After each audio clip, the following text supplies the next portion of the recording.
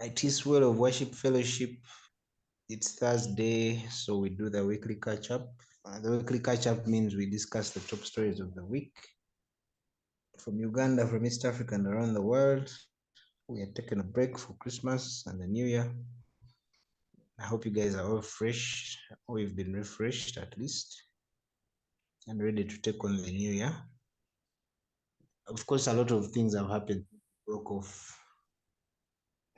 Many of which I may not remember off the head, but I know we have a new leader of opposition in there.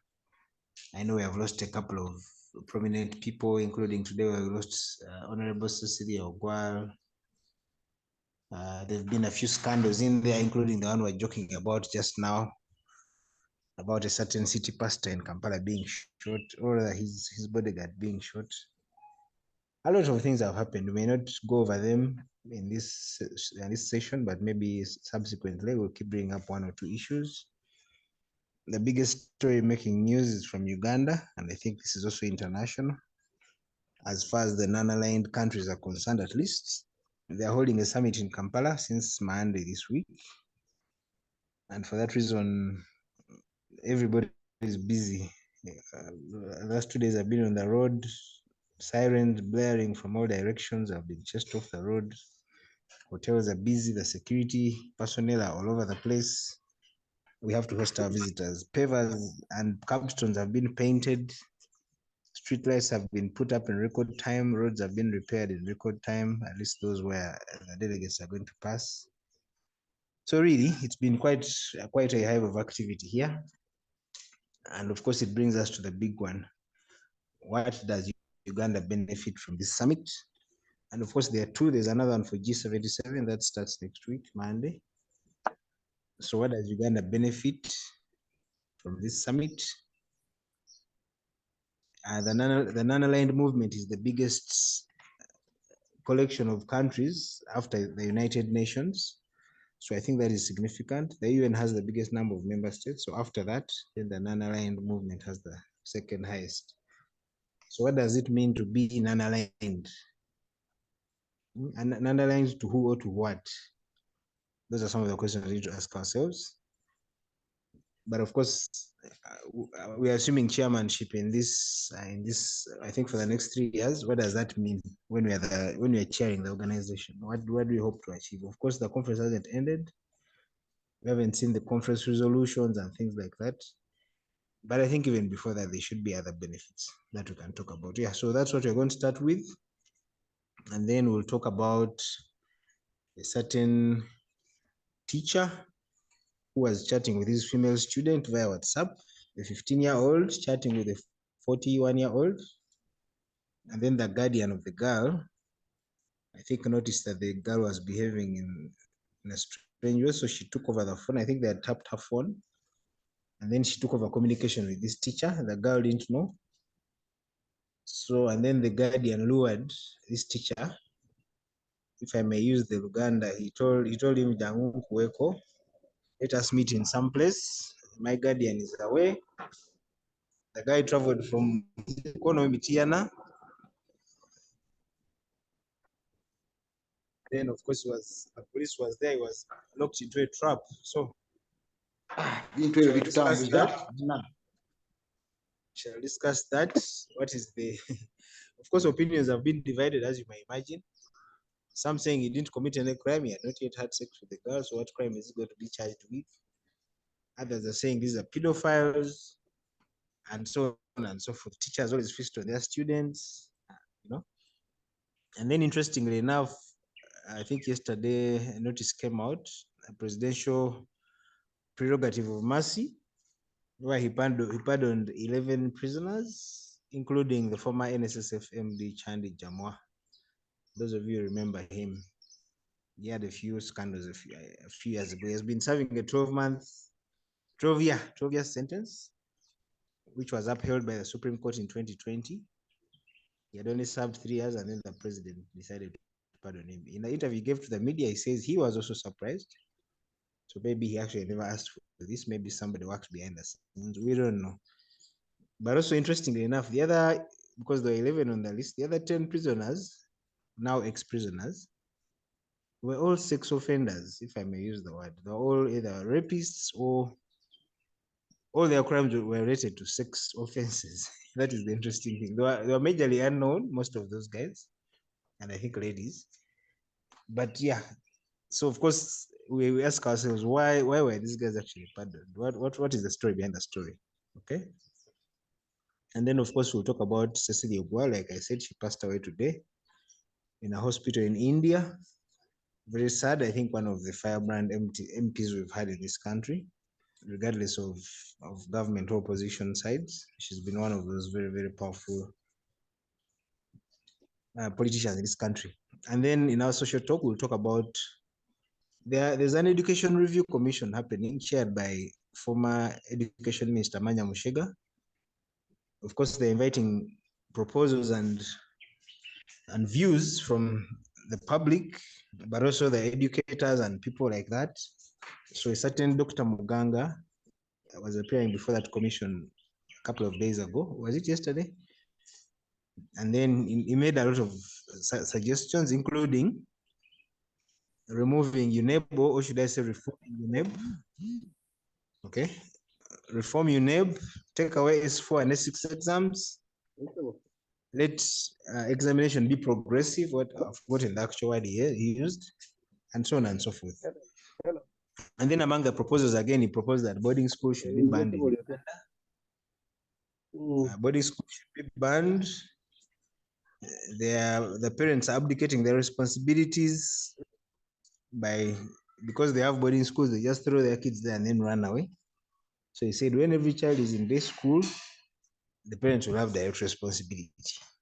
That's his argument. So anyway, in our social topic, we'll discuss the pros and cons of boarding schools, which many of us here actually went through. Some of us even attribute some of our ruggeds to boarding schools. Because we went through certain boarding schools, we feel like we're exposed to a certain part of life which we'd never have otherwise seen. Yeah, so it's a bit of a list. I hope we do justice to it. But first, Ivan, you're welcome. You normally come late today. You've tried to keep time. It's good to have you, Mami Mpanga. And I want to start with you actually, since you're early today. NAM Summit, just what are your thoughts on this summit? What do we benefit the country, if at all? Are we wasting time and resources? Yeah, take it out from there. Thank you, moderator, and thank you, everybody. First and foremost, Happy New Year. You guys have not met this entire ever since this year. And it's really what to say Happy New Year. That's it. About the non-aligned movement. First of all, the word is misleading. Non-aligned. And we did it non-aligned. Is this gang of people non-aligned to anything? Which gang are you talking about? The group in Munyonyo right now. We're talking about countries here. Which group are you talking about? The countries. Give my choice of words, but the countries, all the gang of countries that are coalescing today in Munyonyo are not in any sense non-aligned. We are all aware that we are aligned to certain countries individually. When you check the people, each of those in the group, some of them are aligned to the West, others are aligned to the East, others are aligned to socialism, others are aligned to capitalism, and all the things that come with it. So it is not true that we are non-aligned. But that said, can you guys?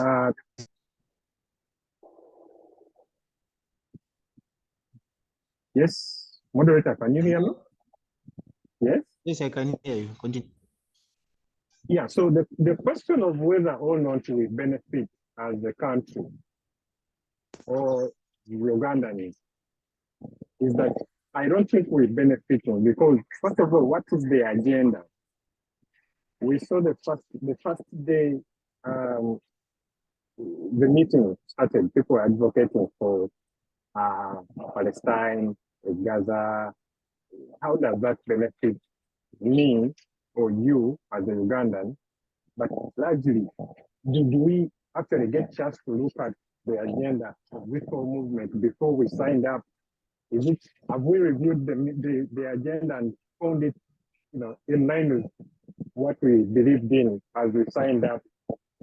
Like, do we do a periodic review and say, teacher, but over, we can never run out. So I think non-aligned makes sense. It is no longer true that we are non-aligned, first of all.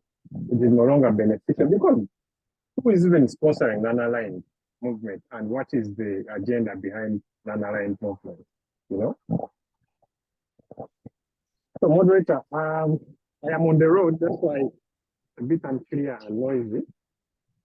I will raise my hand whenever I feel like I need to say something and it is safer. Okay, that's fair enough. Thank you, Mami Mpanga, for kicking us off, and of course the New Year wishes. Thank you, Petero. Mpanga seems to say it was named wrongly. So since you are the English professor here, non-aligned, first help us. Let's get a little bit into the semantics, if at all. Non-aligned to what? What does being aligned mean anyway? To who or to what? Any person who downplays the significant effect of European colonialism in Africa can be likened to anyone who downplays the significant effect of sin in matters of theology. Colonialism has an effect, to the largest extent, negative effect on Africa, just like sin has on humanity. Because while we are deluding ourselves about being non-aligned, there is nothing indigenous we are aligned to. So we know what we are not aligned to, but do we know what we are aligned to? So the phrase is a phrase of negation that does not communicate what we would like to be, neither does it elicit what we would like to do. In fact, it does not seem to define we in the first place. Who are we who are not aligned? So to me, non-aligned movement is a symptom of an identity crisis. Who are we? Where is the Africanity? Where is the Africanness? Because while we claim to be unaligned or non-aligned, we have always denigrated and counted as nothing our indigenous conceptions of power. There is a country I know which argues that monarchism is traditional and republicanism is contemporaneous, which I find totally ridiculous because we are wearing a skin, we are wearing a skin of another identity which we claim to negate. So to me, this is a wake-up call it's a bugle that we are trying to trumpet, calling ourselves back to defining who we are and what we would like to be. So, you know, so to me, it is a clear index of how lost we are and how we are groping in darkness to find ourselves. In fact, we are not even daring to find ourselves. We are trying to redefine ourselves in the darkness in which we are wobbling. So, to me, I wouldn't talk anything about the significance, rather the benefits. Probably there are benefits from Mr. Museveni's family and his tribesmen and tribesmen and tribeswomen and his cohort, probably the Tugumes of this world. Probably there are benefits there. Nothing, I have nothing, and nothing at all I see or I foresee. So to me, it's high time we looked into ourselves and redefined ourselves. I mean, we are aligned to capitalism, which capitalism is not ours. We are aligned to republicanism, the ridicule and the shame of democracy we claim, utter shame of democracy that we claim, which isn't at all. It isn't at all in our body cells of Africa. So we would be wastage of time, wastage of resources. We don't have a clear agenda. For example, what agenda has been laid here to talk about things like xenophobia, talk about things like economy, to talk about things like transition of power? I don't see anything. It is utter foppery and wastage of resources. I submit. Thank you, Peter. Nicholas, do you share Peter's sentiments? Stuff. Yeah, Chair, Happy New Year. Greetings to everyone. Yes, allow me be at the listening end. I'm a bit committed here. Okay, that's okay. Petson, can you talk? Hey, hello? Yes, Jet. Yes, Hello? NAM Summit. Yeah. Yeah, the benefits, as Peter has said, I don't expect much. Reason being, if you look at all the agendas for the last 5, in the past 10 years, 15 years, there's been that theme of peace, solidarity. But if you look at all the members of NAM, most of them are troublemakers. In fact, what is so funny today, as listening to radio, there's that terrorist group that bombed the U.S. ship today or last night, and it's being sponsored by Iran, which is a member of NAM. But the time when NAM was hosting when NAM was in Iran, there's that thing of peace, solidarity. So really, it's just some things they just keep saying, but then they are not being implemented. And me, I would agree with Peter on this. Really, there's nothing much that we're benefiting, apart from now having beautiful roads around Munyonyo, but also with remember the people of Munyonyo last worked in December. Since this whole year started, they have been in a mini lockdown. So they have fixed their roads, but then they have not been working. Apart from the Kampala being beautified a bit, really, I don't think there's there's something of substance that we're going to benefit from this. Then number two is the publicity. I think they haven't invested a lot in publicity. If you guys you just put on these international TVs, I don't see anything being mentioned on NAM.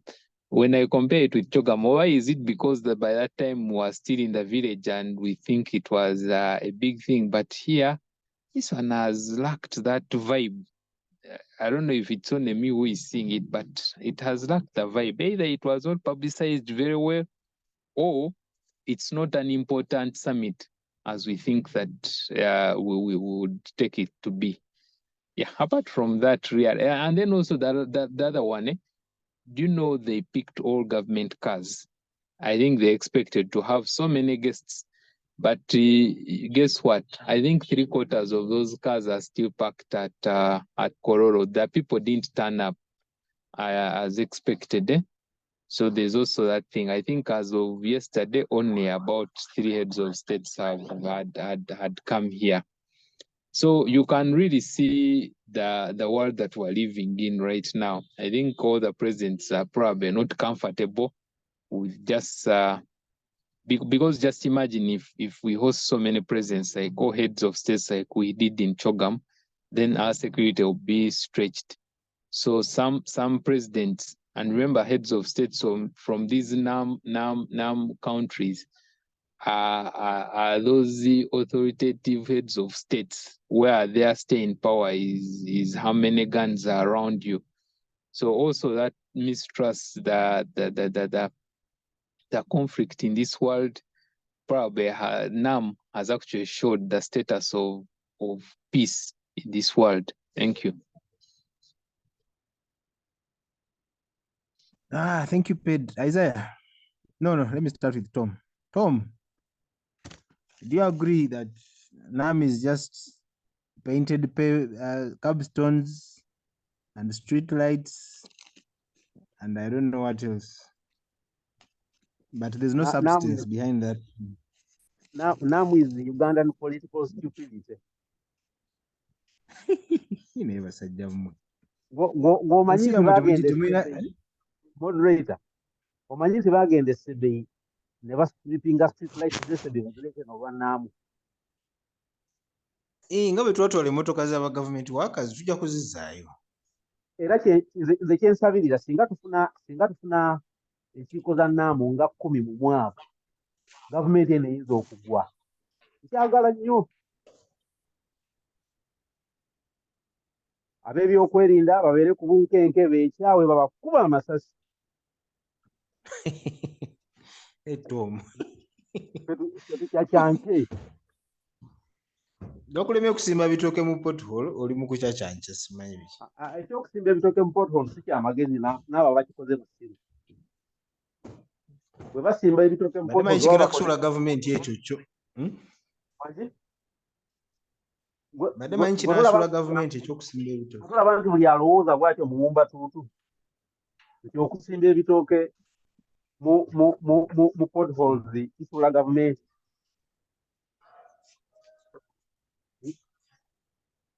Tuddeyo ku NAM summit sebo. No, NAM talina mugaso gwakola. Taliiko na benefits nti ngenda kutunda gonja, ngenda kutunda ki.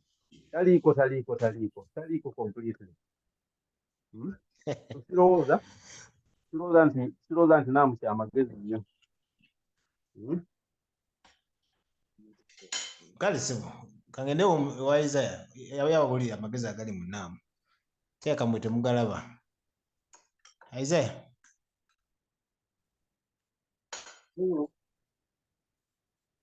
Sebo NAM butalina mugaso, abasajja bano bwe bagamba. Anti tabagasa bo.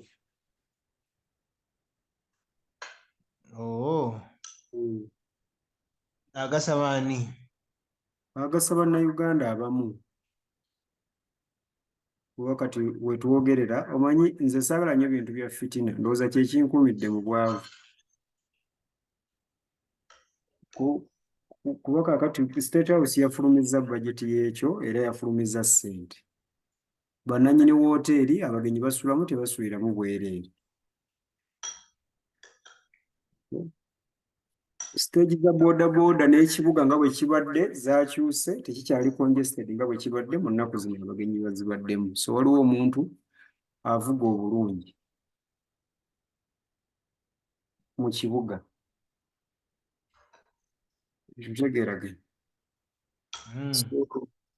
So olwo bannayuganda abaafunyeemu ate abo nabo baafunyeemu. Nga ggwe era bw'otera okufuna mu bintu nga buli munnayuganda omulala yenna tafunye. So bwe muba mwagala kifuna mu perspective ya kufuna. Naamutagasa. Otegeeza ki naamutagasa? Gwe takugasa. Uganda yalondeddwa okubeera chairman wa NAM okumala emyaka 3. Eyo status y'eggwanga lyammwe. Ku nsonga eyo. So NAM takugasa naye alina bye yagasizza. Ng'era mu Uganda ebintu ebimu bwe bigasa abantu abamu abalala nga tebibagasa. Nze sirowooza, saagala nnyo okulimbalimba bantu kuba politics yalimba abantu n'abagamba nti waliwo ekintu bannayuganda bonna kye bafunamu. Tekiriiyo. Sikimanyi ekyo. Sikimanyi. Oluguudo olwo mululaba abantu abamu tuluyitako buyisi nga tulutuuyanirako butuuyanizi. Tutambula okugenda okunoonya emmere. Abalala baluyisaako ebyamaguzi. Ani abeera afunyeemu? Golooza nti mulago n'eddagala nga liri mulago likugasa ki nga tolwadde? Balirya. Tebalirya. So argument naamutagasa ebya gundi bya fitina na byakulowooza mbu waliwo ekintu ekisobola okukugasa. Nga ki? Kati Museveni okubeera president akugasa ki? Gwe ng'omuntu ssekinnoomu. Bw'oba tomanyi Kyagulanyi enkya n'awangula, gwe agenda kugasa ki? Tewali basically. So eyo mbiraba. Kyekisooka ekyo moderator. Ekyokubiri, NAM statement kabwa akaboggolera enjovu tekalina kikagenda gikolako naye enjovu ekalabye. Waliwo antegedde ke kagambwa ako n'analayindi. Kagambwa ako n'analayindi n'obusi buno obutono bulina economy ntono, bulina amaanyi matono, bulina literacy levels ntono, bwavu, bunaku, former colonies. Obusi buno obutono buboggolera ziri enjovu 2. N'okutegeera tebutegeera nnyo. Buboggolera ziri enjovu 2 okuzigamba nti weetuli. Bwe butyo. Kakati bino ebira byemugamba nti bagenda kuteekamu ssente nnyingi. Akawa gye kakoma okuboggola, gye kakoma okulumwa mu bulago, naye kalina okuboggola kubanga y'engeri yokayoka enjovu gy'esobola n'obutakalinnya. Ng'ekalabye nti bwekali.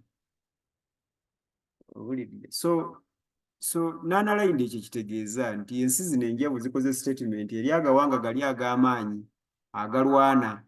China ne Russia mu seeti emu, then ne America ne Europe mu seeti endala.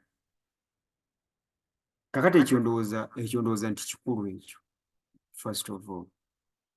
Naye n'analayindi mu ki? Ekyo kikulu. Ekuwa n'analayindi mu ki?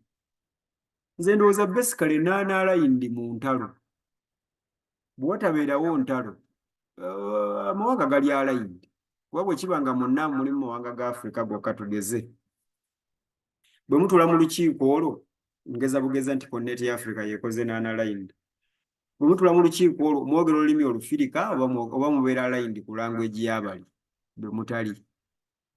Kyekizibu ekyo ekya colonialism Peter kyabadde agezaako okwadressinga.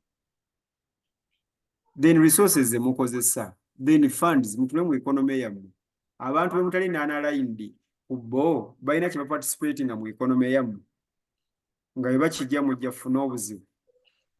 Ansa bw'ebeera muno ye, then muli alayindi. Mulina kutubulira bubuulizi, muli n'analayindi mu ki? Well, this is a selective non-alignment. it is not a paradigm shift nti byonna byonna nga bwe biri ffe tusimbudde tulina analayindi ng'ekintu Gaddafi kye yali ayagala okukola. Owulidde naye kati bano sente z'omusajja bw'ozirya ku pate ze bw'ogenda naye oga nti bwe bituuka okumuwaako sijja muwaawo ndi n'analayindi naamu bwetyo bwegamba enatubuulira buwulizi erina analayindi muki kubanga bano ba Nicholas wamu ne ba Peter bali mu kusomesa bintu byabali bye tugamba muno balina analayindi philosophies zonna ebitabo byonna byaba awo education. Bano abayimba abali mu culture and art industry bonna bali mu kupromotinga byaba mirimu abakola bakozesa materials z'abali ne machines z'abali kakati baffe tulina analayini si kirungi bannaye munzikirize bannamukisa abo bannamu tebyabo si kirungi okulya sente z'omusajja ate n'otayagala kugwa kyabugazi binamukwaya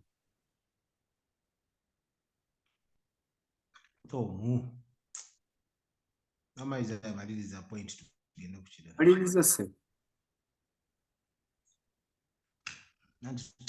kale ndoza yakisamaraize bulungi ate bagamba tetutale bitufunamu waliwo abafunamu ng'era ebintu ebirala babifunamu nga era tetufunamu ate ng'ebirala byetufunamu ffe ate nga balala tebafunamu ye bwate bwakiwunzise. Tugendeke wa Chandi Jamwa. Tom kantandike nawe. Jamwa yali MD wa NSSF bwejjukira parliamentary gundi ezo kubayita okukunya bannamawulire bakiyita kukunya bamukunya mu kakiiko ka parliament naye of course na revealing ebintu bingi obuzibu bwava ku ttaka lya Temangalo abasajja bana bakiga ba Amos Nzeyi bajja ne baŋŋamba ngula ettaka lyabwe banka yaabwe egenda kugwa neŋŋaana ne bateekako akazito ne bandopa wa president ne bakola ki paka bwe twagula ettaka eryo omusango gwamukwasa tegwali gwa kutunda treasury bonds za NSSF before maturity bo nga bagamba singa yalinda okuzitunda balikoze billioni 19 sijjukira figures naye bwe yazitunda amangu ne bakola billioni 7 profit gwe twogerako nno sina losses kiriko gamba nti ettaka lino bwe litunga omwaka ogujja ngenda kufunamu billioni 10 bwe nditunda omwaka guno ngenda kufunamu billioni 7 kakati n'otunda n'ofuna 7 okola ebirala nogamba tubakoze financial loss eri NSSF eri abakozi ba Uganda so ye saidi ye ndaba ebintu yagamba nti bana bampayiriza mu bakozi nga loss naye nga sente ze twagala kozi za profits n'ebirala bingi binga bwe mwawulira mukulu we yagenda nga Las Vegas nga alina open check agenda mu casino n'agambolinga agenzeyo ku mirimu gya NSSF and so on and so forth. Anyway so Tom ekyokusonyiwa Jamwa tali si politician as far as I know yali bamuwabira omusango ne gumusinga n'agenda mu court of appeal ne gumusinga n'agenda mu Supreme Court negamba era ne gumusingirayo kugamba court zonna za Uganda zagamba ali guilty. So president yavudde kuki of course tetumanyi ensonga ze naye we can speculate oba kirina implication kikale okutajjamwa ne bali abakwasirwa abakazi abalala banasonyiwa okubayita bwe ntyo. Tom moderator bwe mbanga ndi mu ofiisi kati nga muto wange bwali mu pensioni oyo ofiisi ya gavumenti nenfuna omukisa ngezaako okulaga implications za kino president yakoze nenfuna omukisa ogubba billioni 2 nga bagenda kunsiba emyaka 10 nzibba ne bansiba kubanga bwe mbeera ebweru sisobola kukola billioni mu mwaka naye billioni 2 mu myaka 10 mba nkola billioni ndowooza nga 22 buli mwaka nga nze neeyisa bulungi mu kukomera nga ntandika kuyimba movement kubanga tegenda kati ekyaliwo mu kukomera nga nze nvaayo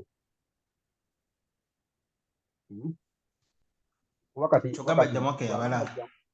bw'abanga Jamwa yabba ssente bw'abanga yazza omusango n'afiiriza gavumenti ssente NSSF ssente ezo zaalaga bwe ziba nga zagenda mu nsawo ye Jamwa ali happy kubanga president bw'aba asobola okusonyiwa omuntu afaanana bw'atyo then abantu bonna abagenda okulya ssente z'omuwi w'omusolo bagenda kubanga bali mu kkomera naye nga bakola ekyalibadde ekituufu kwe kutta Jamwa nga n'ebyobugagga bwe babikutte okurikavaringa ssente zino naye omusajja bamulekera ebintu bye ne bamuteekako emisango ne bamusiba bw'aba teyakozesebwa anyway bw'aba teyakozesebwa abalala balye bakalyabulo balye yabeere mu kkomera kubanga erinnya lye era Jamwa ekyo nakyo kireeseemu era ekyo kiri kituufu kubanga tebaali nono kalyabulo lwaki kalyabulo yali abutaala Jamwa ne bamukwata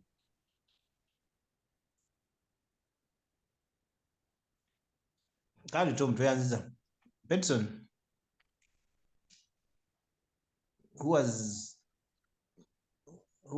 Chandi Jamwa the sacrificial lamb for?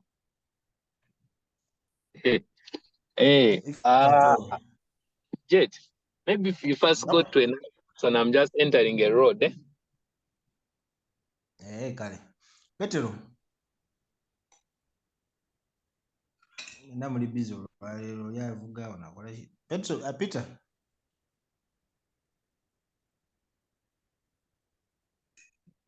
Nayinza okungamba avuga. Okay, we have somebody called Ruth. Ruth, are you there? Oh, okay, after Peter. Yes, Peter. Kakati waliwo ebintu abakwasibwa abakazi wenjagala okulaba awo wamu ku byenjagala olaba nti lisiti eno first kwabaddeko omukazi n'omu nzijukira nga yalabyeko so ginoonya wano mangu kale naye nga bonna abasinga cases ziri sex offenses bonna abadde basajja bebadde basingako obungi ate nga ebizibu bya defilement gye nasoose okulaba nga eri littered defilement probably tulina okunoonyereza ku kintu kino ekya defilement ne tukinoonyereza socially mu society yaffe. Somebody was educating me, I think it was Bishop Isaac, mu TZ balina ages of consent ssatu. Waliwo eya government, waliwo ey'abazadde, waliwo n'eri medical. Balina kye bayita medical age of consent, ne bayita ne parentage age of consent, ne government age of consent. Nga varying from 18, 16, over 14, ne 12. You know? Kubanga age of ekyo ndooza kyo kiri legal for defilement. Ne probably twetaaga n'okunnyonnyola ebintu bino ebya defilement ndooza byandisaliddwangawo oba I don't know aba physiology aba biology ne tumanya you know and so on naye ekyo kyewuunyisa nnyo oba tekyewuunyisa naye kikulu nnyo. It causes us to talk about it. Nti basajja bannaffe basinga obungi ate nga saagala bayita ba perpetrators, njagala bayita ba victims. nga they are victims of defilement rather than perpetrators. I want to say so. That is one. Two, njagala kwogera concept ya prerogative of mercy. anti etteeka for the first time simanyi historically kyatandika ddi historically etteeka okubeeramu mercy kubanga the two are contradiction they are a contradiction kyatandika ddi mu mateeka identically by identity mu mateeka temusobola kubeeramu kye bayita prerogative of mercy. In fact, that is corruption and abuse of the law. Because the two, one deletes the other. Concept nzitegeera bubi. Mercy is a negation of the law. The law is a negation of mercy. Probably namateeka bajja kujja wano batusomese. Naye ekyo kyanneewuunyisizza nnyo naye kirabika kina history yakyo.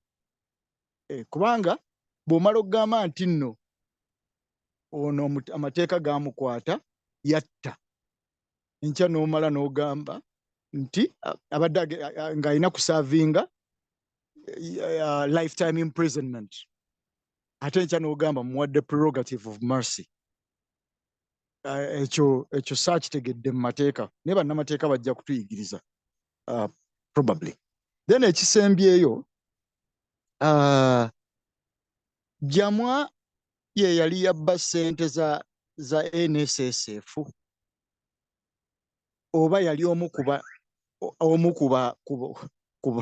ku balokozi abamu ku baateekebwa ku musaalaba olw'abalala kubanga simanyi twaddamu ne tufuna awo abakulembeze abalala aba NSSF ssente ne zisigala nga tezibula kubanga waliwo famire emu ennyumba emu mulimu omuntu akuba essimu n'alagira babaleetere ssente nga ziina kujja ez'abakozi naye ndowooza oyo ye erinnya lye engeri gy'atali Jamwa ng'erinnya lye lisipeeringibwa bulungi ndowooza ye oyo yeetonza ndowooza ye kwegamba naye ndowooza era bwe bityo ebyo mukulu Jamwa abadde alina okupadoningibwa bambi kubanga munnange abadde alina amaze okubaako baafiiririra ndowooza oli agenza olaba nga abonaabonera bwereere.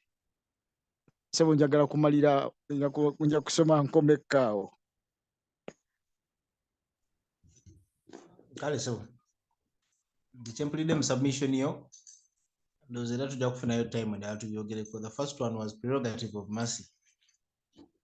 We need to break that down a little bit further. Kitegeeza ki under the law especially and maybe even in other spheres of philosophy.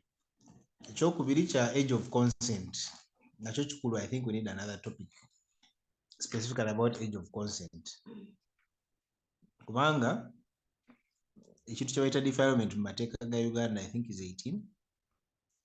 Bw'omanya omwana oba omulenzi atanaweza myaka 18 nga gw'ogisussa, that is defilement. Naye historically mu Africa wano abawala especially baatuukanga mu puberty ate bayingiranga obufumbo. Kati Omufirika eyafumbizanga omwana we 12, 15 bw'omugamba defilement oba omugamba ki? But we shall get time and talk about that. Isaiah, tuddeyo ku kya Jamwa okusonyiyibwa under the presidential prerogative of mercy. To tell us what is more important. Kuba keesi ya Jamwa covering ebintu byonna. Jamwa yakwatibwa. Waliwo abantu bangi abalinga Jamwa abalina okukwatibwa abatannakwatibwa. Okiwulidde ekyo mutwe? Twasooka ne Jamwa. Wayisewo ebbanga ddene okwogera nti no mwasooka ne Jamwa. Wayisewo ebbanga ddene. Kuba bw'oga nti twasooka ne Jamwa oba oyogera ku time ne crime ekoleddwa mu time eyo. Nedda temwasooka ne Jamwa, mwakwata Jamwa yekka. Kale kye kisooka. Ekyokubiri, Jamwa yatwalibwa mu kkooti, ekkooti zonna ne zikumusingisa. Waliwo abantu bangi nnyo abagenze mu kkooti ne bawangula emisango nga tebateekwa kuwangula, ne bajulira, kkooti emu ne bawanguza ne bajulira mu ndala ne bawangula nga tebateekwa kuwangula. Twagala okulaba abantu abakwatiddwa nga tebawangula misango gye batateekwa kuwangula. Ekyo Jamwa kituyigiriza.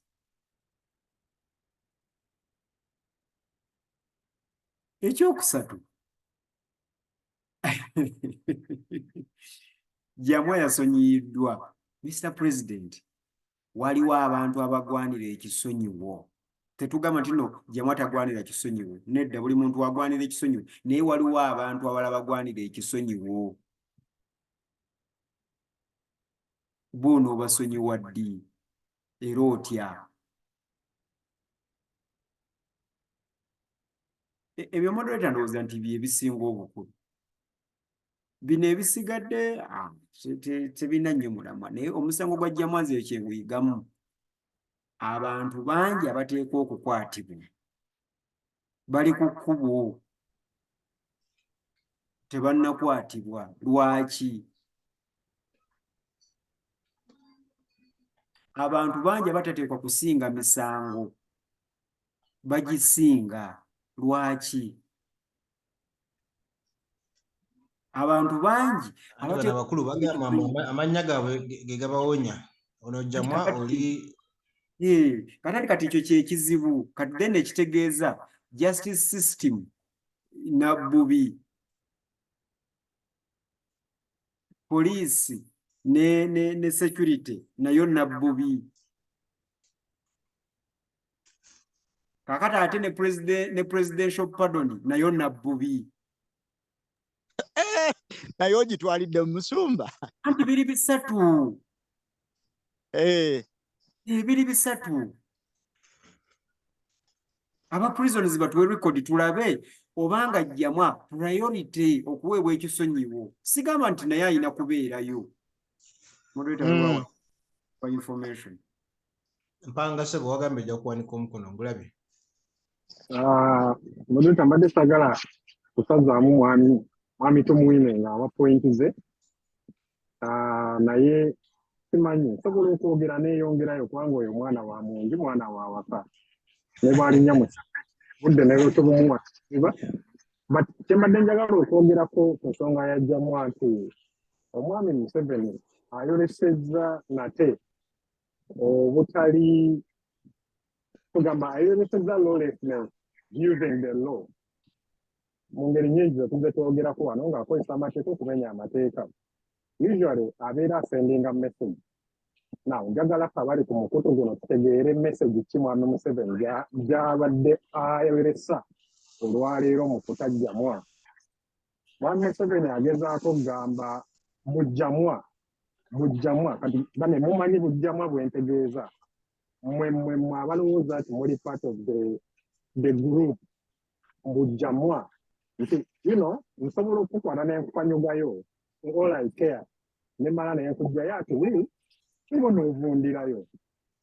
Ekyokubiri kiwa abalala okuyiga nti you can fly or you can mingle with them but you cannot fly with them.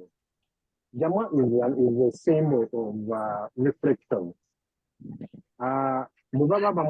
When you're exercising the prerogative of mercy, we need to be considering that.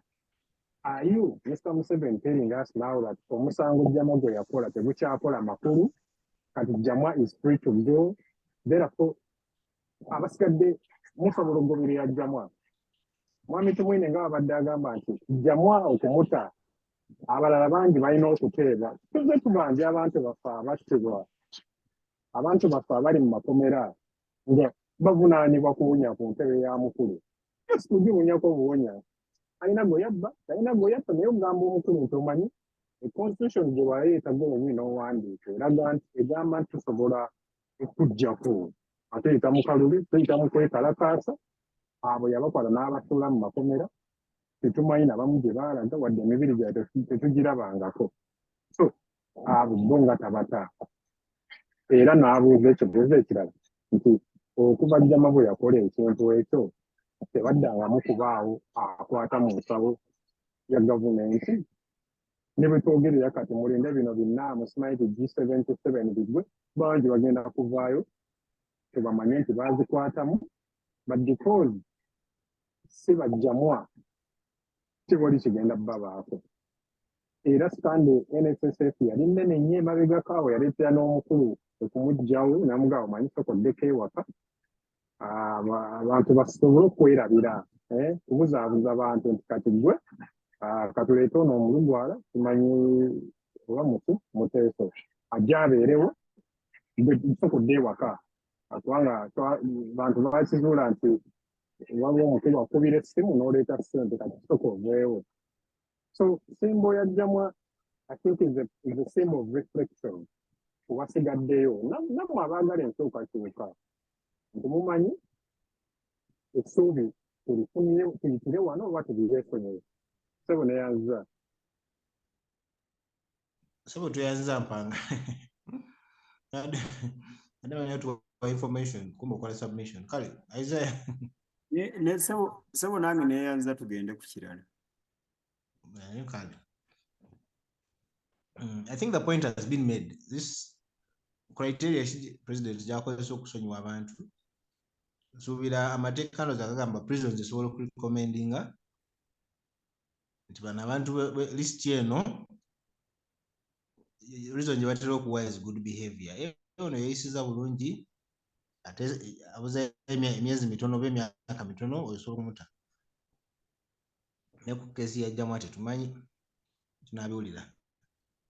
So that takes me to the next one. Ekyomusomesa ono omusomesa yabadde achattinga ne student we. First of all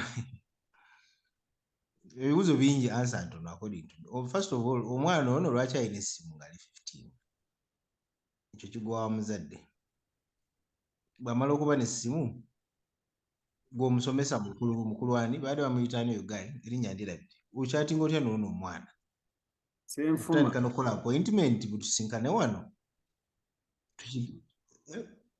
Ssenfuma endoza Ssenfuma erinnya mbadde ndirabire so really simanyi nawe okutandikira nsonga Isaiah kantandike naawe in fact since boy kazindaalo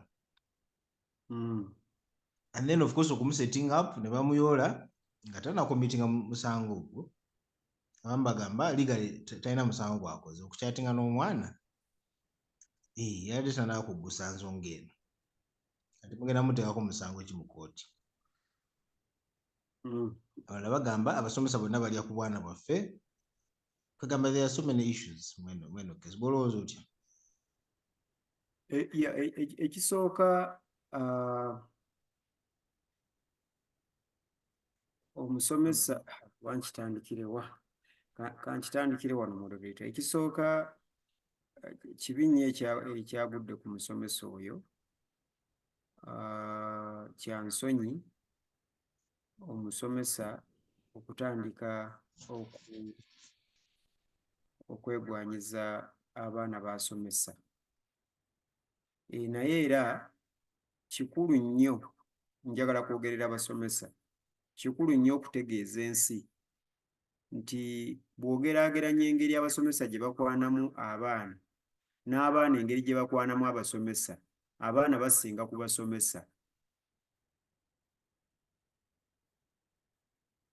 kakati ekyo kye njagala okusooka okusimba kati awo njogera kikulu nnyo abaana bakwana abasomesa manya abaana bakwana nnyo abasomesa okusinga abasomesa be bakwana abaana in fact ebitundu ndowooza 45 ku buli 100 abasomesa babeera baanukula kukwana kw'abaana kwe baba bakwanye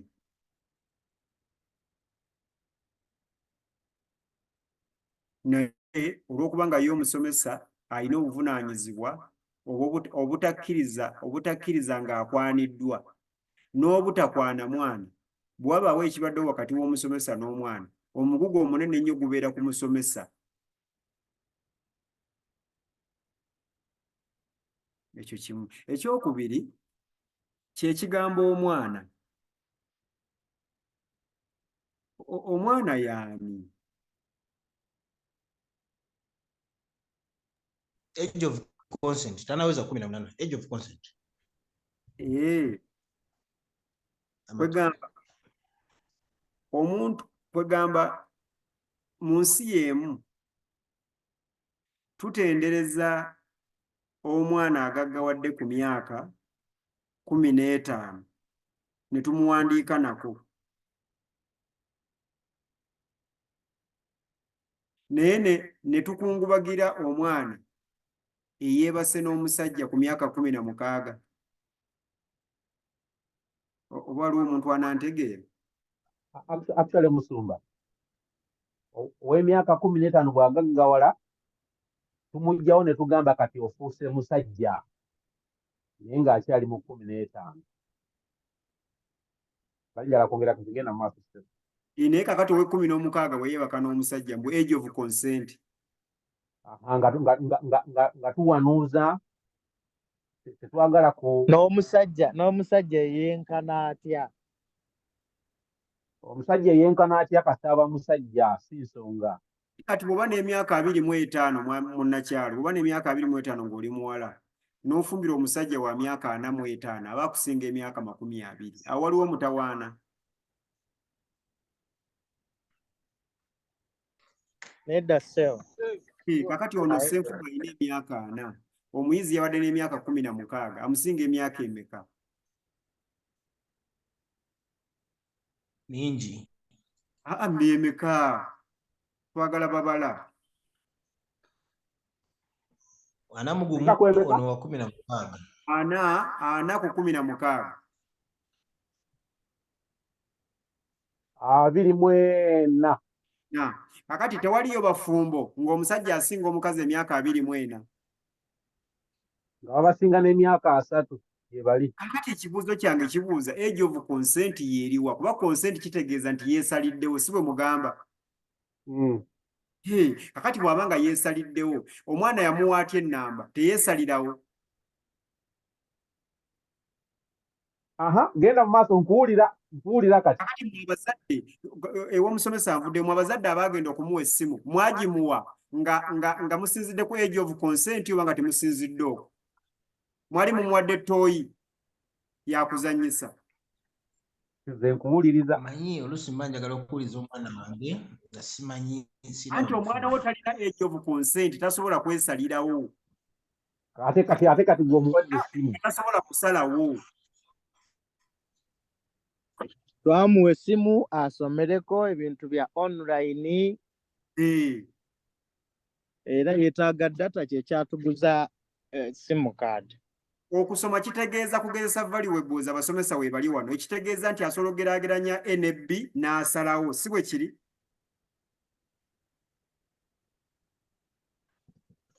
Bwe kiri. Oyo asalawo oba tasalawo? Oba asalawo ku bimu? Obwongo bwe bwe mugamba muno ku nedda tugende bwe mugamba muno ku sex tannaba kutuuka kusalawo. Oba bw'aba asazeewo asalewo ne bato banne. Tukebere omuwala oyo Ssenfuma gwe yabadde azze okulumbisa.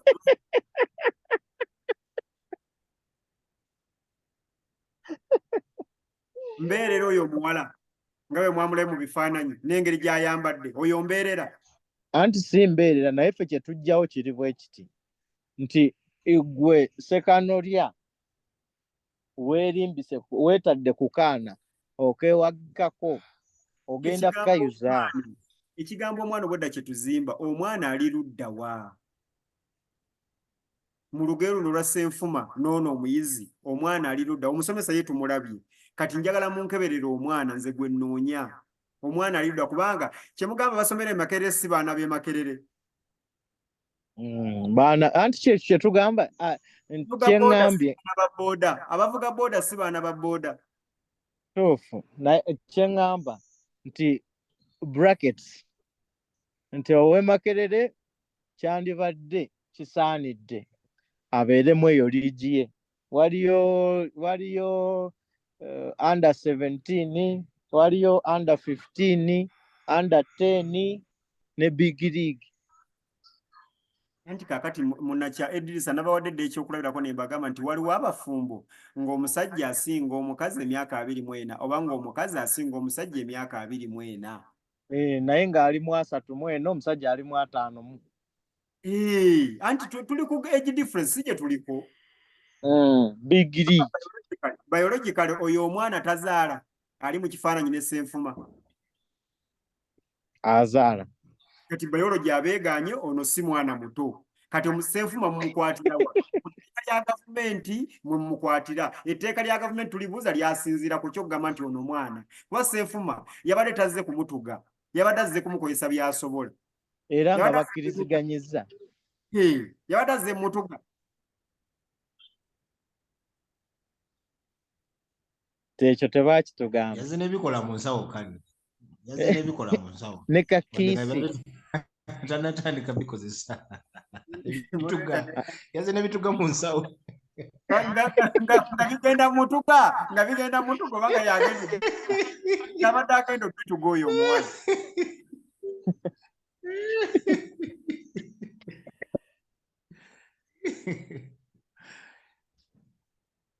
So, ngomaliriza ensonga eze. Gugamba Ssenfuma talina mutawana. Talina kibi kye yakoze. Ssenfuma wamu n'oyo omuwala kabonero bubonero akalaga bulijjo mbagamba nti bwemulaba ekintu ekibadde mu society mutegere nti nno kabonero. Mbabuulira mazima. Abaana bakwana abasomesa. Era abasomesa bali ku bunkingi. Abasomesa ku high school bali ku bizibu. Abasomesa ku university bo baafa dda. Basajja battu batambulira ku bunkenke. Tewali afa kumusomesa mu nsi eno okuggyako okumukwata okumukuba empi. Naye mmwe tusula mu bulumi, twakula tugamba omusomesa akuma eddaala alike. Akakayimba temwakayimba. Abo ddala baana moderator muting ono muyaaye w'omusiraamu bawasa ku myaka nabbi waabwe yakitandika galawo. Munakyalo weefugese nakuwa omukisa oyogere. Abo baana kubanga nze omusajja abadde bannanga alumbye akaana yabadde alumbye akaana mumanyi obwana engeri gye busuzaamu abasomesa ku masomero nga bo bwennyini bujja kukomone ku bbaasi nga buyimba obuyimba tuzze abafumbo mutwetegeke eyo ishu yo twabadde ojjoogerako. Kwegamba Ssenfuma yatuuka n'okufuna ebikozesebwa ebyokulwanyisa nga tebakyogerako ku ssomero. Balyoke kati batandike okumutega wano. So moderator nze ndi ku side siri ku side ya Ssenfuma ndi ku side y'abasomesa. Eggwanga lino lyetaaga okuyamba abasomesa. Abaana babali bubi. Neyanza moderator. Tuenze sebo. Angendeke wa Ruth jali. Tetunawulira ku ddoboozi simanyi awulira Oluganda.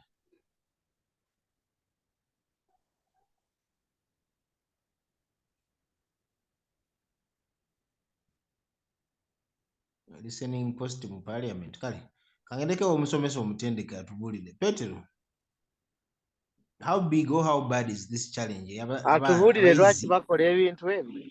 Munakyalo wefuge munakyalo so tubabulire muki lwaki mukola ebintu ebyo. Bakumuyayo. How bad is the so nsaba okwebaza Principal White olw'ensonga gy'alambisa obulungi era bisenga ategeera etulimu era nyagala okusaasira mukulu wange Ssenfuma olw'embeera eyo gye yatuuseemu y'obulumi n'obuyinike bwe yatuuseeko mu mbeera gy'ataasuubira. Omanyi embeera eyo bw'eba ekulinnye ku mutwe okutuusa ng'ogimaliriza kizibu nnyo okukkakkana. Ate n'ensaasira ne muwala waffe agambibwa okubeera ow'emyaka 15 nti alaalaasiddwa ku mikutu ku myaka egyo nga n'ensonga emulaalasibwako si kuba nti nno yasinze mu mpaka z'okudduka, si kuba nti yabadde ali mu mpaka z'okuyimba oba yasinze banne mu kibiina oba kale yagudde, naye olw'ensonga z'okwegadanga kifaananyi kye bwe kiba nga kyekyo ne kirabika ku mikutu gino gimugatta bantu, bw'atyo n'aba nga ali ku mikutu mu nsi yonna ng'alaalaasiddwa. Ate nenjogerako ne bazadde bannange nga njogera ku ludda olw'abazadde nabo mbasaasira, kubanga sikiwa nti oba waliwo omuzadde ayinza okusanyukira embeera eyo eyabadde eri ku muwala waabwe, newankubadde nze ndowooza nti tebaagikutte mu nkola yalikinze information yeni. Yes, kyeŋŋamba ng'akikoza bulumi. Omanyi oluusi obulumi n'obulalu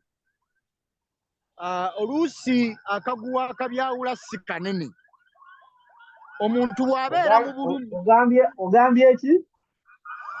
Obulumi n'obulalu akaguwa akabyawula ennyo si kanene. Bwe tubeera mu bulumi tukola ebintu oluusi nga bya kiralu. Odda engulu ng'omukazi wamutemye ng'okitegedde nti abaana ababiri b'olina bokka batte omusange aliyongo kayinja. Kakati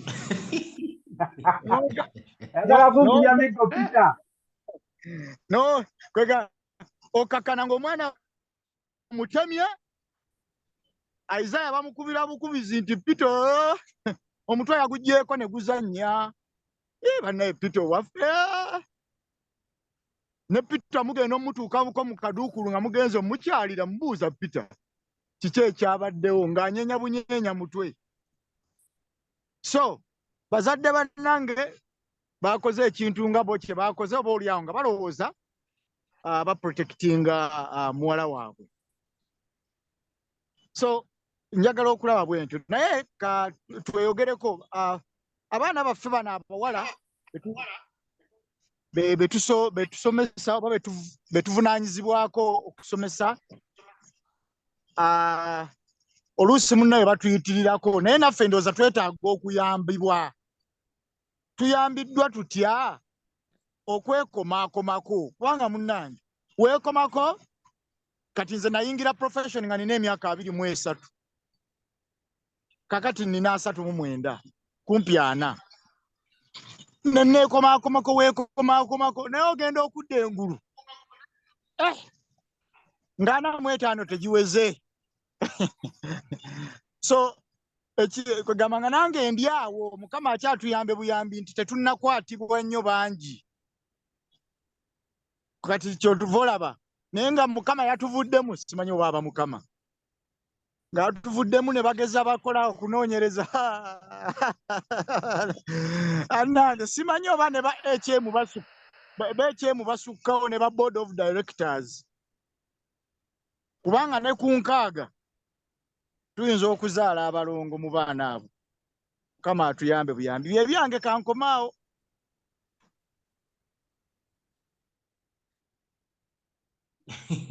Kampite kuleerwe. Comment ya Kipedson mu chat.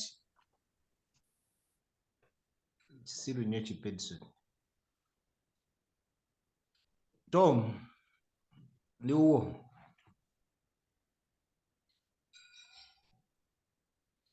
Wangisewo. Tukyali ku nsonga ya Ssenfuma. Oba ba Ssenfuma kale. N'oli omwana. Mu mboozi eno bwe tugamba omwana tutegeeza ki?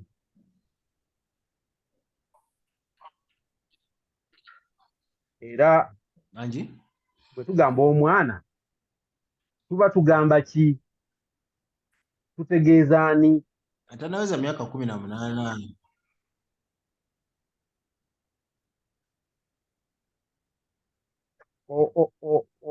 Oyo ye mwana. Okusinziira ku mateeka. Njagala kulowooza nti ono omwana kisoboka n'okuba nga teyabadde virgin.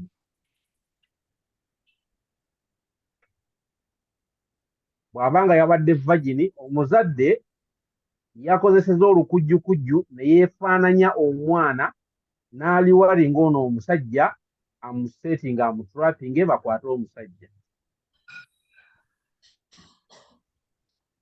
So siraba musango gwa Ssenfuma. Nina abaana ab'obuwala era ndi muzadde, naye omwana owa S4 actually S6 and below nze sibawa masimu ng'omuzadde. Ab'obuwala ab'obulenzi sibagulira ddala masimu, bo beegulira. Naye omuzadde baba asobola okuddira omwana wa S4 n'amuwa essimu, ate amuwadde essimu tamonitarinze essimu eyo okulaba mwana ono byakolerako, oba tagitadde mu safety measures ezikakasa nti ono omwana alina ebintu by'atagenda kukolerako. I think omuzadde aba n'obuzibu, kubanga tosobola kuzaala mwana afaanana ng'oyo gwe yazaala bw'abanga oyo yali mu kifaananyi ekyakatete akamyufu ng'afaanana bw'ati, nga asomera mu ssomero omuli abantu abasajja balinga Ssenfuma John, naye n'osigala ng'oyo omwana tomuyambye, naawe teweeyambye kumuyamba. I think obeera muzadde omulagajjavu. Omanyi musumba wange yanjigiriza nti si buli muntu nti ateekwa okubeera n'omwana, kubanga okubeera n'omwana, okukuza omwana lugendo lunene, mulimu munene. Kati abazadde abafaanana ng'ono omuzadde w'ono omwana addira omwana n'omuwa essimu, ng'omwana afaanana nga bw'afaanana bw'ati. I think abazadde ng'abo bagwana kukuba mbooko ku lubuto.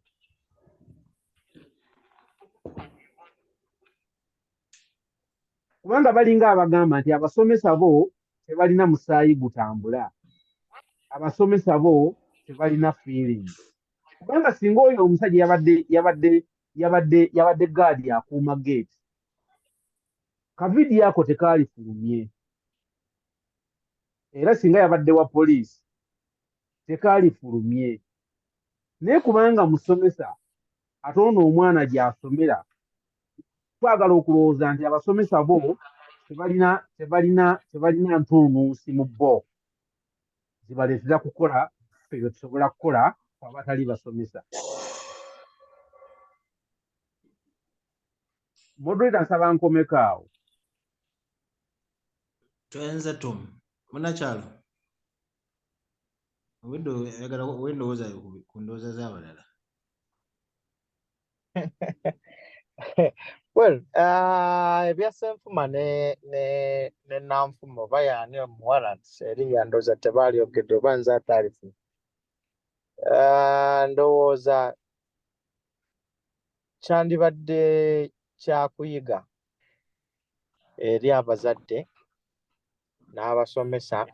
Ekirungi nti baabyanise, ekyo tuggyemu kyakuyiga, tuleme kulowooleza Isaiah bw'atandika okureasoninga abeera afuuse looya. Looya omulimu gwe si gwa kwogera mazima, omulimu gwe gwa kudifendinga era kuwakana kusinga ng'omulimu gwa looya. Ndowooza tuleme kubeera balooya just tufunemu lessons, nti tuleme kweswaza. Ate ekirala kaba kamanyiiro, gwe ng'omusomesa ova eri ojja oli omwana wange omuliire mu nju yange, so singa yabadde bamukwatidde ewuwe yali mulidde wa munakyalo yandimuliridde ewuwe ng'ew'omusomesa nti mutwale musitule mujje mulidde anti kye ŋŋamba already plan gye yazze yabadde yakulya kati leaving other factors constant tomanyiira kutuuka kweyo extent bw'oba osazeewo okukola ebyambyone bikole naye bikolere ewala oba munfuna nti nze nga nze saagala muntu kummanyiira era tewandimanyidde kusaalimbira wange kiringa omusajja ayenda ku mukazi wo ate n'amwenderako ewuwo so kyekyo ndowooza kyenjogera ku Ssenfuma tewali nnyo kirala tewali kipi ebisigadde byogeddwa thank you Moderator. Angie. Sikuzikiriza nkukuba nsonga eno. Yega maaso. Sebo ekisooka nga microphone ya mtume bade kugenda maaso iza. Background bange erimu obuzibu. Okay. Naye ekisooka okusooka okulabula abasajja bannange abali ku forum eno.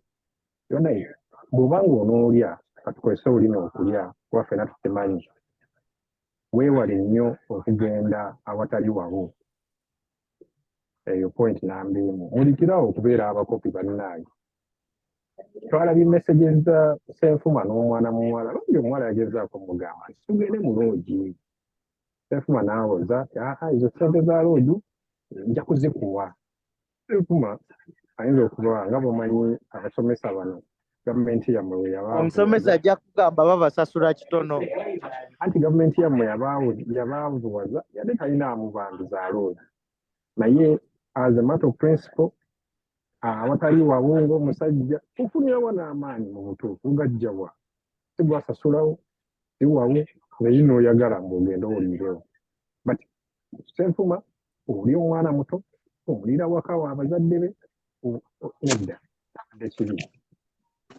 ekyokubiri eno eringa symbol of society degeneration obuvundu obwolekedde mu society yaffe ku skeero ebuliko ekisooka abazadde b'omuwala badde balowooza nti baanika Ssenfuma olw'ekikolwa ekibi kye yakoze naye ate olwaleero luno tukkiriza nti beeyanise nga bo oza okwanika omwana waabwe kubanga omuzadde yenna omwana we gw'oyita omuto nga buli wakwata ku ssimu alowooza kimu kwepiica nakwepiica n'abantu abatali mu liigi ye oba batali ba myaka gye kitegeeza nti gwe ng'omuzadde ku 100 ofeyirinze 90% mu kulambika omwana oyo era ndoddamu n'okola ekyobusiru n'okwata situation yonna ku vidiyo n'ogyoleka ku social media ng'oswaze Ssenfuma beeswazizza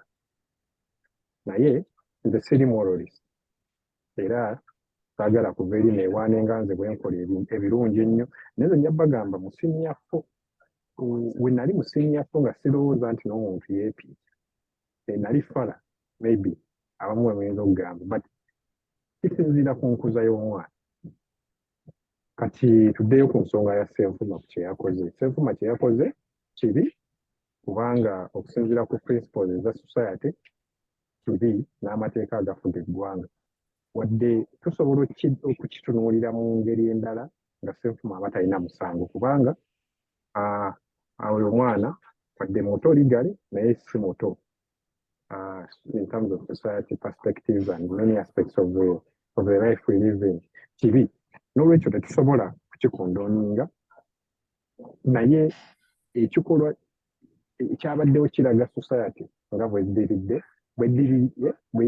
bwedigenerating era nga ffe nga abategeera nga ffe abazadde tuddemu tureflectinge ku nambika gye tulambika abaana baffe ng'okola ekintu eri omwana ng'oza omwagala nnyo mulekedde essimu omuwadde wifi yawako muteddeko smart tv internet 9 ku 10 abeera okwo naye biki by'alaba abazadde abamu tebamanyi nti n'essimu eyo gye nkuwadde ggwe ng'omwana nsobola okusigala nga nina remote control ku yo nga mmanya biki by'okola I limit your access ku apps biki so tebamanyi naye yamuwa free access omwana amuleka n'awaka yekka nga yecontrolingira buli kimu ndowooza kikyamu twekuba mu mutima ekyo tulina kyejjamu nga ffe tulina kyeteekamu nti kati tulina okulabirira abaana baffe mu ngeri bweti kino kye twagala bwe twatusazeyo nti abaana tubakuze nga baliibwa ku myaka 15 ate lwaki okwata Ssenfuma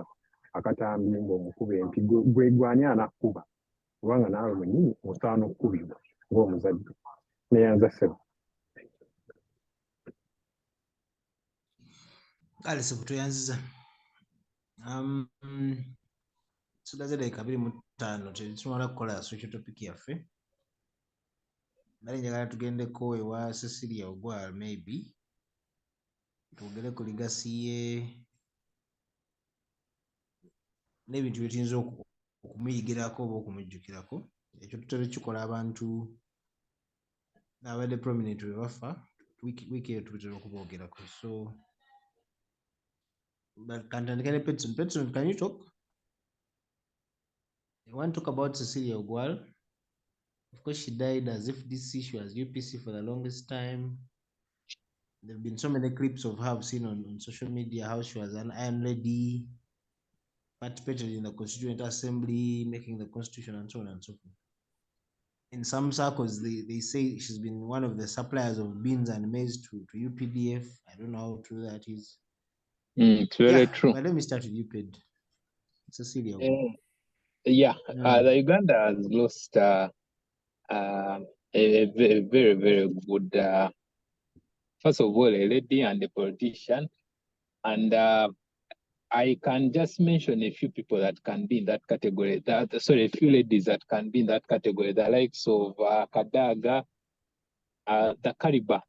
Because the Cecilia Ogwal I want to talk about is a lady who would speak and you listen and probably even convince. So you have Cecilia, you have the Kadagas, you have the maybe the Matembes. Yeah, the Matembes, yes. And by the way, yes, Winnie. Now, do you know the female MPs that are in the House? If you remove the women MPs, the MPs, the constituent MPs are only 16. I just discovered today because of I just read it somewhere. I think someone was trying to describe that lady. They're only 16. It's I think Namboze, then there's some lady in Ntungamo, some lady in Shema. So you can just imagine that most of the women MPs who are in the parliament, they're just women representatives. Why am I saying this? Is that women in politics they have just deteriorated because after that the class of the Matembes, now the Kadagas and the Cecilia now he has gone. Who else are we seeing apart from maybe someone who says the speaker and the prime minister? But anyway, the lady of that caliber, what Cecilia was on, she was one very brilliant. She was Kasaija's Obi, and I think she was the best in their class.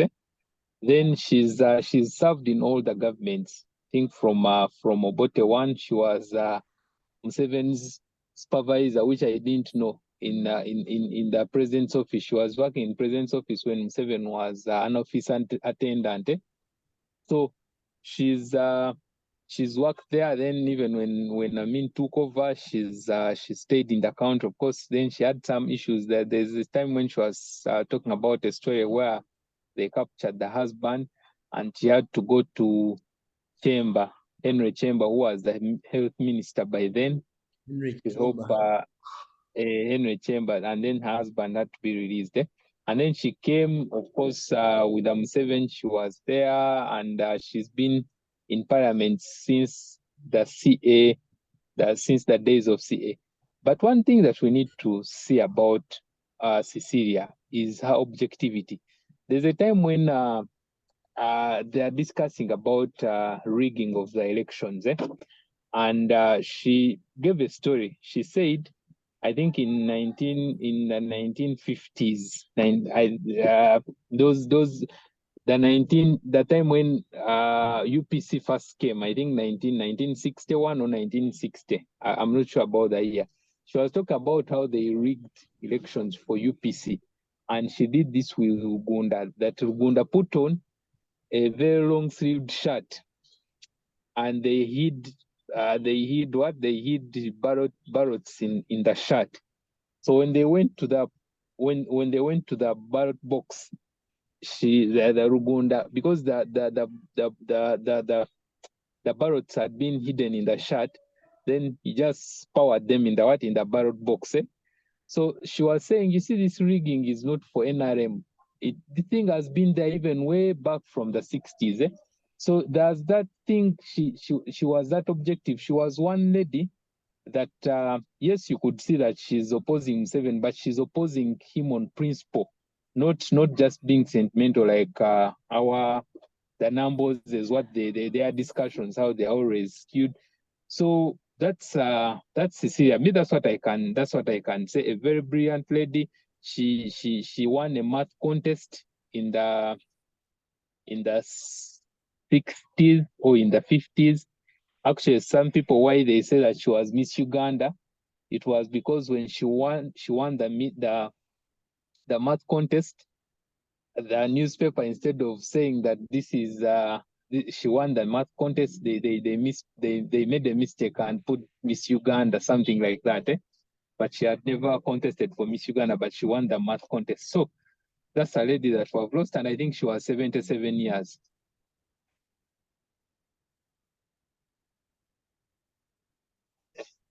Hello? Hello? Yes, I'm Peter, done. I can hear you. Hey, I Yeah. am done. Okay, I thank you. thought Isaiah?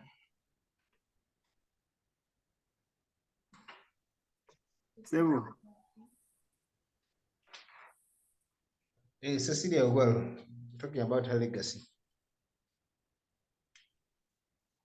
Legacy kuno kubaddeko omuntu bamuyita Bruce abadde mukazi.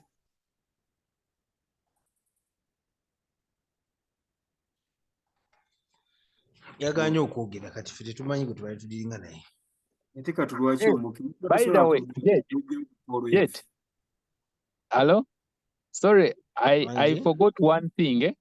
She was UPC in the blood. So when they're drafting the CA, in 1995, they put in a clause that you cannot stand for president when you're 75 years. And Obote was so bitter with her because I think Obote wanted to come back and stand probably at some time. So she totally refused and said, no. We want to put this country in order. We have suffered a lot. We have been in one war after another. And we can't have you back because Uganda is going to start having issues again. And she refused to because Obote, I think, was putting pressure on them, her people that were there to remove that clause of 75 years and above. And I'm told that from that time, her and Obote, that's where they ended after that CA and the Constitution. So you can just see the objectivity that That's why that lady. I can stood against her and won. So you can see that the objectivity that lady had. That's why I can stood against her and won. Oh, yeah.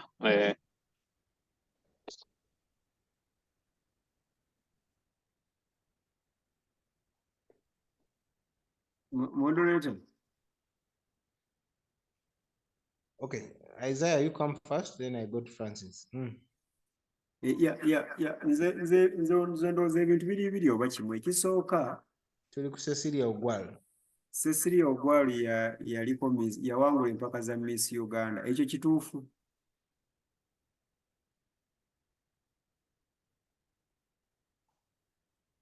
akafaananyi kabadde katambula ku social media awo simanyi. She won a math contest, not Miss Uganda. She won which contest? Math okubala. Not Miss Uganda. Nali kyetaagisa kweyambula kuba kali akafaananyi si kaga. I don't think she's the one. Because me, I'd never seen that thing. Sometime back where she was making clarity that no. It was a math contest, not Miss Uganda. Kale, leka nkozese math contest yawangula. Modern kizibu kye tulina mu gundi mu Uganda ye mu politics mulimu ekintu kye bayita representation, the concept of representation, where nga abakazi balina okwerondamu omuntu era abakazi balina omukiise waabwe. Naye ndowooza nti Cecilia Ogwal alaga ekifaananyi ekya mukazi kyateekwa okujja mu byobufuzi. Kyekifaananyi ndowooza kyatulaze kubanga abakazi bantu bagezi nnyo era bantu balungi nnyo, naye si bantu abateekwa okubeera mu byobukulembeze kubanga babisobola basically.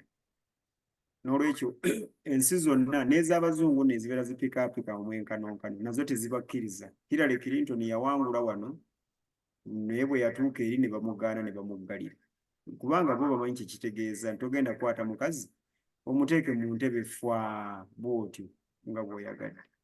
Naye Cecilia Ogwal y'omu ku bakazi abatono ennyo abasobola ebyobufuzi.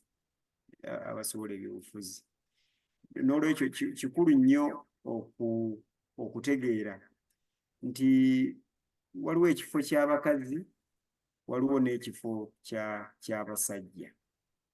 Obukulembeze bw'abasajja, naye bw'olaba omukazi abukoze obulungi nga Cecilia Ogwal, weebaza Katonda era oyisa engalo mu maaso. So nze ndowooza nti ekyo kyokka Cecilia Ogwal ataddewo ekyokulabirako eky'amaanyi ennyo ekiremye abakazi bangi. Ate abakazi abalinga Cecilia Ogwal, abakazi abalinga ono yali Prime Minister wa Germany yani? Angela Merkel. Abakazi abalinga oyo batono nnyo bw'ogenda ng'obabala. Abakazi abalala babeera mu ŋŋambo, kukaaba, kwata buzindaalo, kukola ki, ne bw'oba omuwadde entebe, engeri gye bakolamu ebintu, abakazi batono nnyo. Kankuwa ekyokulabirako nga nva wano. Ku Zoom eno kuliko omukazi abeerako. In fact si bangi, ndowooza balinga basatu. Naye singa opublicizinga Zoom eno ze tubeerako n'oziteeka mu bakazi, basobola okujja ne babeerako wano nga 100. Naye abasobola okusigalako era bafaana ng'abo abakazi abatera okubeera ku zino Zoom. Kakati abakazi ng'abo batono, kati nga bw'olaba Ebbi, nga bw'olaba Becky, nga bw'olaba Brenda, abakazi ng'abo batono nnyo, ate nabo nga babeera bastruggolinga okubeera mu bintu nga binifaanana. Naye Cecilia Ogwal asobodde okusustaininga ekintu ekyo emyaka gyonna. So ndowooza nze ekyo kye mwebaza nti abadde mukazi wa njawulo, tabadde mukazi nga bano.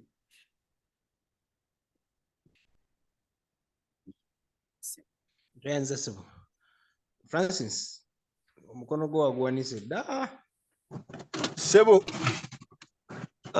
kyenjogera ku Cecilia Ogwal, omanyi abantu bwe bafa, culture yaffe gye sikkiriziganya nayo, tuboogerako birungi byokka.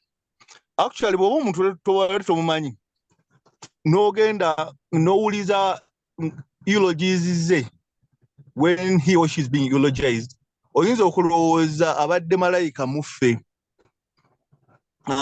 Nafiirwa recently cousin wange nali njagala ennyo, ne bampa omukisa okwogera ku ludda lw'obukojja bwe. Nze nakurepresenting obukojja bwe. Bwe nali when I was eulogizing her, nayogera nawa balanced Alexandra Nakato. Nembalaga the human weaknesses ze yalina ne birungi bye yalina, because I believe that's the humanness in all of us. Cecilia Ogwal yali, she's one of my beba MPs bembadde nsinga okutunuulira over the years. Naye the human side of njagala okwogerako etalabise anywhere mu mawulire, because it's our culture, especially in Africa, when we're eulogizing ne twogera ku birungi byokka, the positives ne the bright sides of not the bright sides of the individuals abali fallen. Cecilia Ogwal, the only ekintu kyemumanyiko weakness gye yafuna oba the dark shade mu career ye yali nti nno, I don't think it was a coincidence for oyo omukazi yali so outspoken against Museveni and his regime and all that. Kibava bamuyita ne UPC Iron Lady ng'ayogera ng'ali kinaye we atandika okusupplyinga UPDF ne grains, suddenly she went quiet. She didn't go completely quiet, but ne criticisms nezi fadinga. Tulabye ba MPs bangi mu opposition ababadde nga balivo kubasigala mu opposition naye bwe wabayo mugali gwatandise okufuna ba Katuntu Abdulu n'abalala baba kye bafunye batandise when they start hobnobbing with the regime, the oba financially n'ebirala ogenda bawulira nga boogeza kirimi oba nga basirika. So it wasn't a coincidence that Cecilia Ogwal's criticism of the regime zakende erwa ne zibulira ddala bwe yatandika okusupplyinga UPDF ebijanjaalo ne kasooli. So to me she was a good MP, she was a good politician, but she was human like any of us, like Lugolobi, like Isaiah, like any one of us. Yeah, in that dark side, government were dwindling sub-gundi tende yok supplying gundi before her. She kowtowed with it, and her criticism, her independence sort of wavered. That's my observation. Okay, thank you, Francis. Munachalo.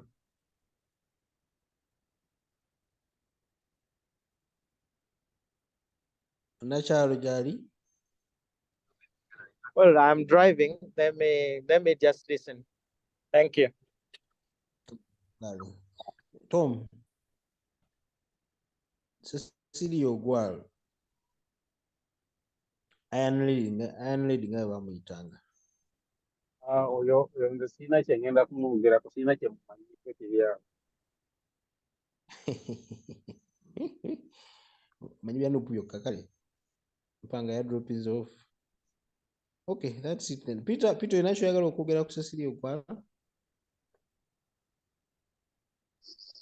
Sirina ndowooza kye mwongerako okusinziira ku bateesa abavuddeko waggulu ssebo. Ogwala awo tolina ky'okwogerako. Wanyisebo? Ogwala abo tolina ky'okwogerako. Ogwala ono afudde mu ngeri ey'obulwadde gyetu. Okulwalako kubadde too private. Kugamba bwe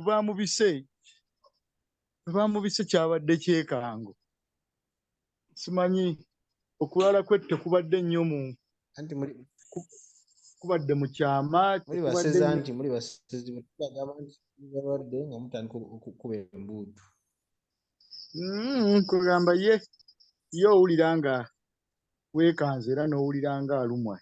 Kikuba talinga nnyo ku balala abayinza okuba nga bafudde n'oba nga osigadde nga bw'oli.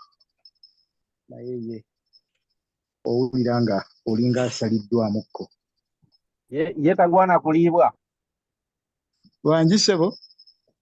Ye tagwana kuliibwa.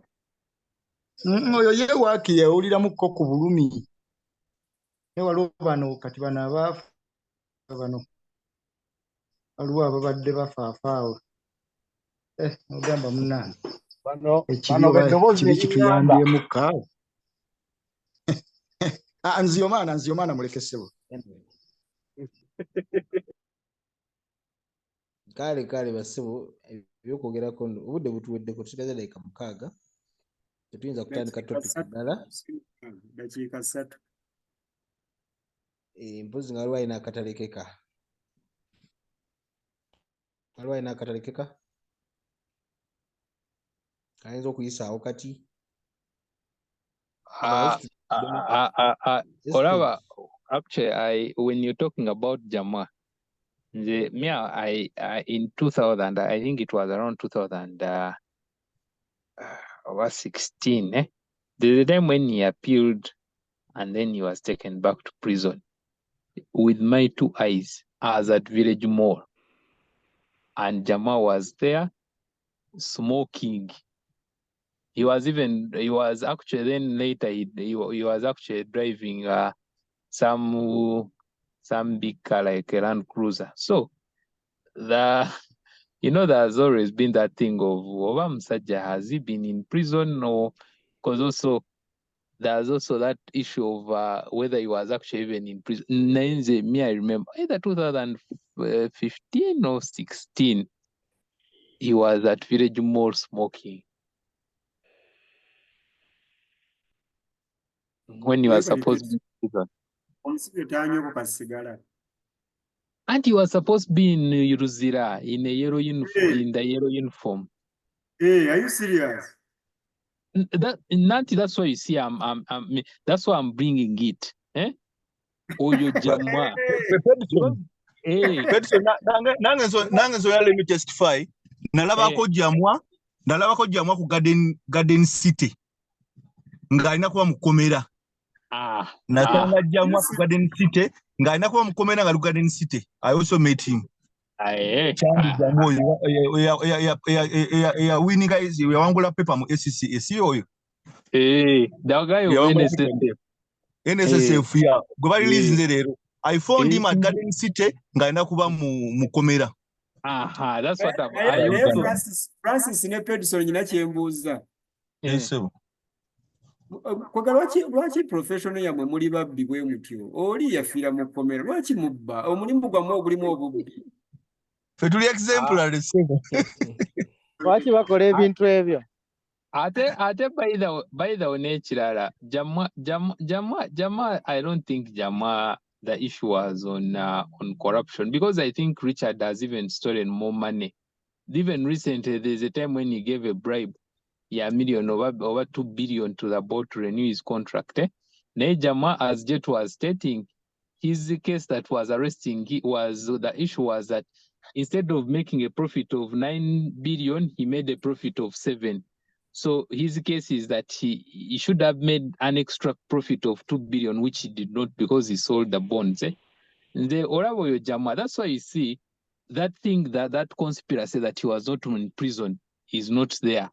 There are some deals because these guys were getting money from the fund, and there's something that they wanted to cover up in the media.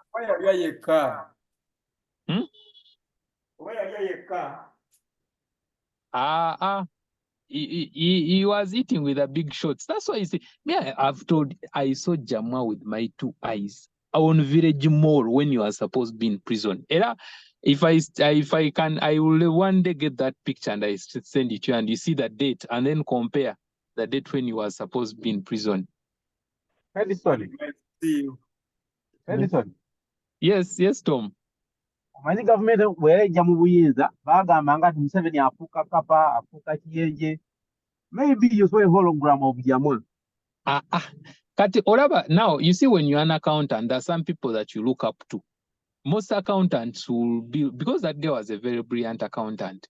Now, so we always, when you see a guy like that, you want to, you know him, and you want to what? In your mind, you like, one day I also want to be MD NSSF. So me, I know Jamwa.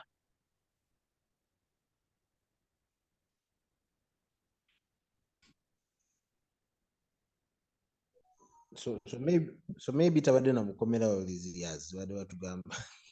Very possible. Mu presidential prerogative of Mazi. Musajja bade ku speech. Ngati bagala chifulo official. Anyway, kale. We can end here today, guys. Let's meet on Monday. Bye-bye.